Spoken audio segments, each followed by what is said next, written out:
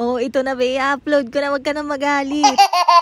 Ito na nga yung kaganapan nung nag-ayos nga kami ng kisame dito sa bahay. At sorry na kung ngayon lang na-i-upload dahil gustong-gusto ko talaga nag-aantay kayo. Pero syempre, bago ngayon, hi, hello, welcome to my vlog. Nasabi ko naman sa inyo sa mga last mini vlog ko, nabala ko na talagang mag-ayos dito sa bahay kahit pa konti-konti. At dahil natapos na nga kami sa sahig, dito naman kami sa kisame. Dahil palagi din talaga yan napupuna sa mga mini vlog ko or video mga ina-upload ko na para nga daw malalaglag. Kaya naman most requested talaga yan na ayusin ko na daw. At dahil madali lang naman akong kausap, ito po aayusin na namin. Oo, aayusin lang ha, hindi pa magpaparenovate ng bahay. Yung mga comment nyo kasi minsan nakaka-pressure eh. Pero kahit gano'n na-appreciate ko. Kasi sino ba naman ako para isama nyo sa mga wish nyo, diba? Kaya naman hayaan nyo, hindi ko kayo bibiguin, makakarating din tayo doon. Basta walang madalian ha. Ala hindi.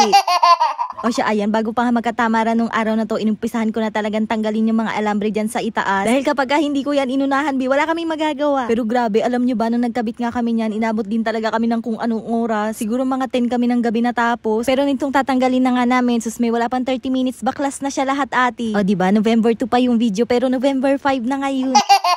Sabi sa inyo, gustong-gusto ko yung nag-aantay kayo eh.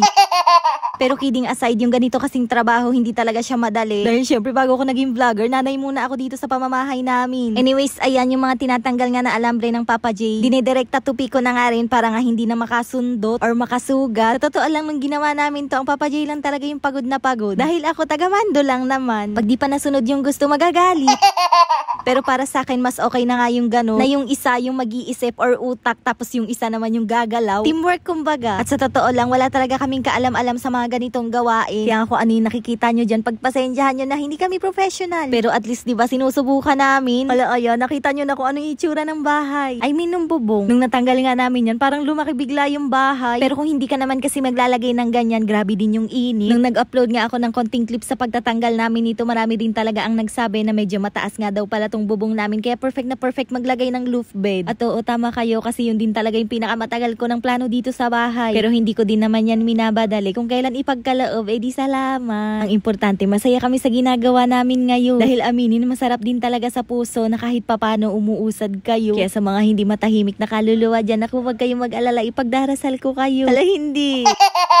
O siya, ayan, nung natanggal na nga namin yung insulation foam, nagsilitawan talaga yung mga wire dyan. Kaya nga bala ko na rin yung ayusin kahit hindi ako marunong. Lakasan na lang talaga ng loob. Pero sa pagtatanggal nga namin ng kisame, dumami nga na naman yung butas ng pader gawa nga dun sa pinagpakuan ng mga alambre. Balak pa naman namin mag-repaint dito sa bahay. Kaya nga for the skim coat na naman yan sa mga susunod na araw. O diba, ang dami nyo nga abangan dito sa pamamahay na to kahit maliit. Yung pinto din namin balak naming palitan or ayusin. Dahil humangin lang ng konti, bumabalibag talaga siya, bi. Tapos wala talaga siyang matinong lock. Pero hindi naman kami gaanong nangangamba kasi may gate naman kami dito sa amin. Dito sa bahay, dalawa lang talaga yung source ng kuryente namin. Kaya nga ayan, pinaayos ko sa Papa J. Bali, pinataas ko na lang para hindi na nga siya visible kapag ka naglagay na nga ulit ng kisame. At itong inaayos namin na wire para nga yan dun sa ref namin. At oo, naka-extension lang yung ref namin pero heavy duty naman yan. Kaya no problem. O baka may magsabi na naman dyan na ang gulo-gulo ng bahay namin. Malamang nag-aayos kami.